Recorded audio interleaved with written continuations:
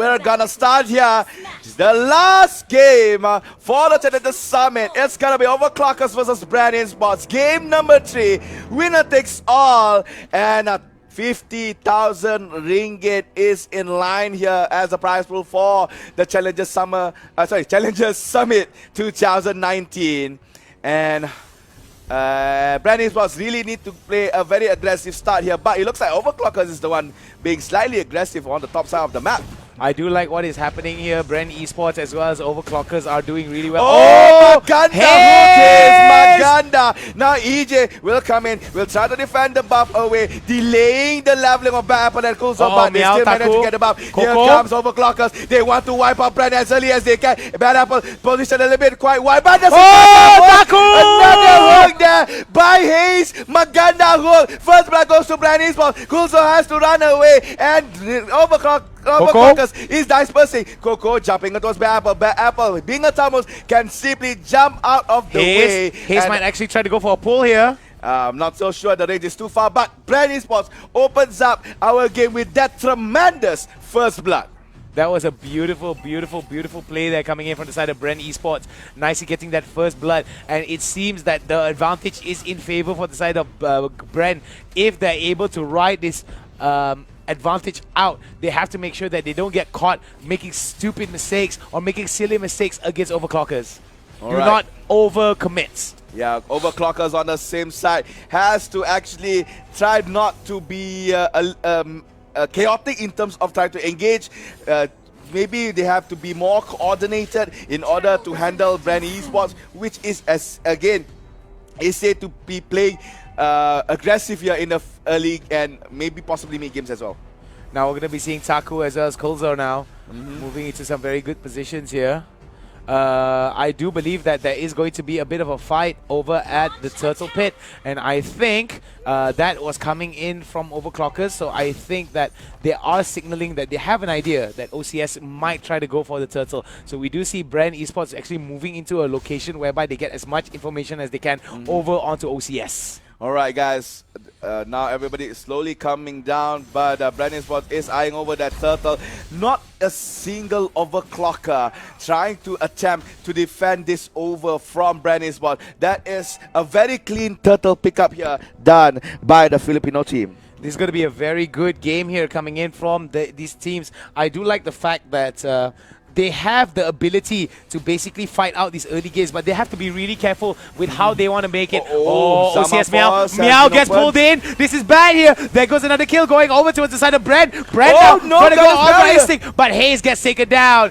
Even though it was a 1-for-1 exchange, it's still Bren that has the advantage. Oh my god, I was thinking that maybe the Guardian's Barrier was a mistake, but Taku covers it up by taking the kill on towards there. The Franco with 2-on-1 on the scoreboard. The game is now more intense. You can see that Tamos is engaging towards the Hellcat in the minimap, but Minotaur jumps in. The meter was full, but the Minion Fury was not asserted. And Overclockers Bren Esports, will we see another close game here? Bottom lane, Leomot is engaged by Meow. Hayes waiting for that pull. Puns has to be careful in order to try to get this Hermit Crab as well. As said by a lot of our viewers, Hazel's pool is gonna be a Patay Kalaban pool. Alright, so we're going to be seeing now whether or not, because we do see that Poons is starting to scale up in terms of attack damage, in terms of attack speed. This is not something that Bren Esports wants. Now, UG already has 2 kills. Hayes already has 2 assists.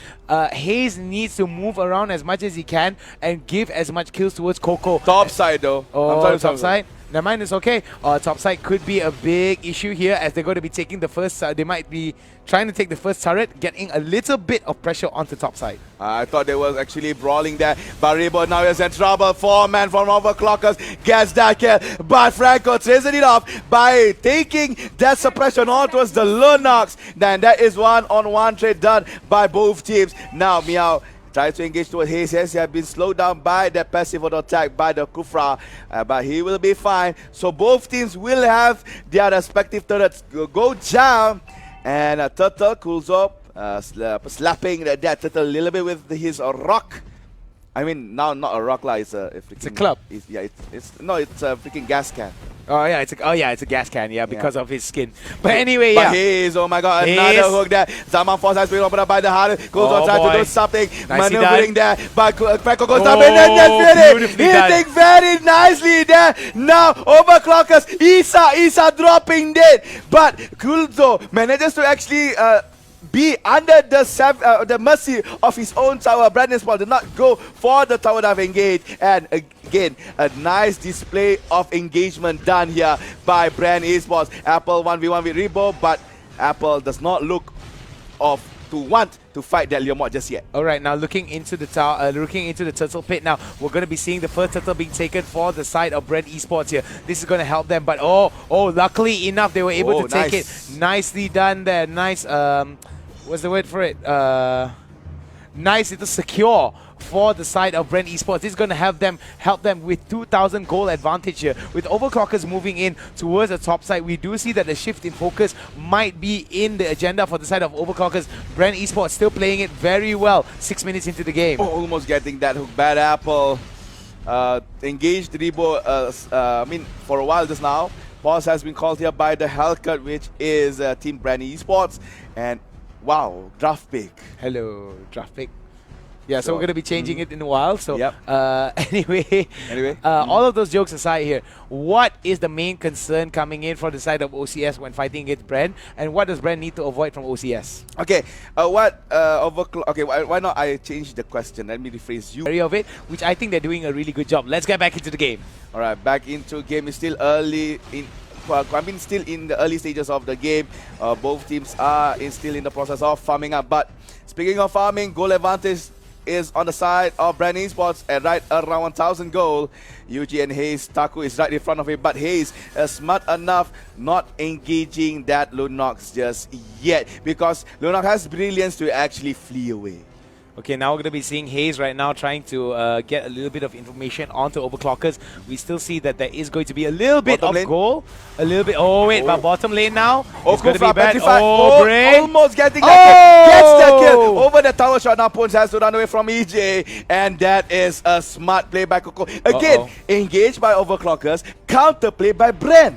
I think it's a really good way Bren is playing right now. They're playing very disciplined, they're not rushing. And the fact that Coco, Yuji, as well as Hayes right now with very good KDA is just exactly what they need. EJ as well has been able to stay very much alive with 2 assists. He will be pretty tanky. Hayes? Almost getting puns. Almost getting puns. Yeah, it was just really sad there coming in. I think if he got puns right there, the mid-fight would have been a little bit crazy, as Overclockers will have to back away because they don't have that DPS. EJ charging up the Fury. Kuzo is there to be in the bad position. Bren Esports, but Meow, will he jump in? No, I don't think so. Hook misses again by hit. Sorry for the hiccup.